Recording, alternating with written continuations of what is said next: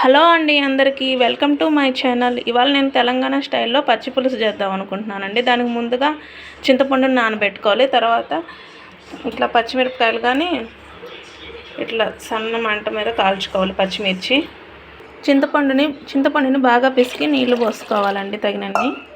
కొంచెం ఉప్పు వేసుకోవాలి, కొంచెం బెల్లం వేసుకోవాలి, కొంచెం జీలకర్ర మెంతులు వేసుకొని దంచుకోవాలి. నువ్వులు ఉంటే వేసుకోండి, లేకపోతే లేదండి, ఆప్షనల్. మనం కాల్చుకున్న పచ్చిమిర్చి కానీ వేసుకొని దంచుకోవాలి. ఇంకా 3 వెల్లుల్లిపాయలు కానీ వేసుకొని దంచుకుంటున్నాను నేను. ఇదంతా చింతపండు రసం వేసి బాగా కలుపుకోవాలండి. ఇదంతా బాగా మెత్తగా దంచిన అవసరం లేదు, కచ్చా పచ్చాగానే దంచుకోవాలి. ఇప్పుడు సన్నగా కట్ చేసిన ఆనియన్, కొత్తిమీర వాటర్ వేసి బాగా కలుపుకోవాలి. కొంచెం పసుపు, ఇవన్నీ బాగా మిక్స్ చేసుకోవాలి. ఇప్పుడు పులుపు కానీ ఉప్పు కానీ మీ టేస్ట్కి తగ్గట్టు వేసుకోండి. ఏది ఎక్కువైనా కొంచెం వాటర్ కలుపుకొని సరిపోతుంది. ఇప్పుడు బాండిలు పెట్టుకొని ఆయిల్ వేసుకొని కొంచెం హీట్ అయ్యాక తిరగమాత గింజలన్నీ వేసుకోవాలండి. ఒక వెల్లుల్లి రబ్బు కానీ దంచేసుకోవాలి.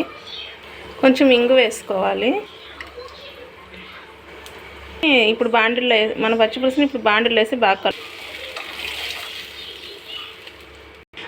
ఇంతేనండి. వెంటనే స్టవ్ ఆఫ్ చేసుకోవాలి. రెడీ అయినట్టే పచ్చిపులుసు. Thank you. వీడియో నచ్చినట్టయితే లైక్ చేయండి.